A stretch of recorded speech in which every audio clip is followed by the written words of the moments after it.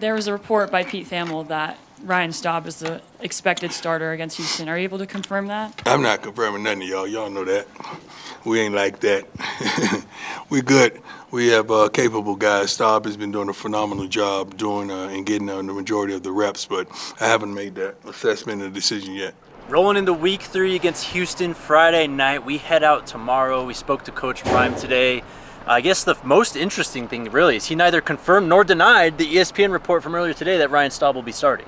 Yeah, he said we ain't confirming that. Y'all know what's going on. And anybody who really knows Coach Prime, they're not surprised by Coach Prime not confirming that. You know, he did say that Ryan Staub has gotten the majority of reps at practice since the Delaware game, which is consistent with what we've kind of seen from some of the practice clips that have surfaced. To me, it looks like Ryan Staub is going to be the guy. Now, again, Coach Prime is not confirmed nor deny that, and I think that's smart, right? Why would you give Houston any kind of indication of what your plan is ahead of Friday's Big 12 opener? So I like that Coach Prime is keeping it close to the vest, but based on some things he said today, some of the quotes, and we'll talk about a lot on the show later today, but based on some of the things he said, it really does sound like Ryan Staub is going to be that starter for week 3 against Houston. Yeah, I'm totally with you. I mean, when you have 3 quarterbacks come in the game last week, all with a slightly different style, at least when it comes to Julian and Staub, Caden obviously very different, why would you tip your hand at all? Right. But what he said today about Staub, just and how the team rallied around him, you know, you asked him about the audibles, Coach says that's what he's supposed to do type of thing. All of that makes me believe that Ryan Staub will be the starting quarterback when the Buffs take the field on Friday. He also said he only wants 1 quarterback to play, too. That's the goal. I don't want to play musical chairs to quarterbacks. Why would I want to come to the game and do that? I'm like spinning the darn wheel and it lands on, you know. I wasn't good at roulette. Although I would put everything on 21 black any day. You better believe that. So I'm assuming if Staub gets in, starts that first game or the first play, we're going to see him the rest of the game on Friday. He might be Colorado's starting quarterback moving forward now. For sure, man. I mean, I think what we saw on Saturday against Delaware was a competition in the open. An open competition for everybody to see, for the whole world to see. Maybe in a vacuum. And there was one clear winner of that competition coming out of it, and it was Ryan Staub. And I love the idea of Coach Prime going into this with the idea that, listen, whoever we start out there, we're going to give him the full game.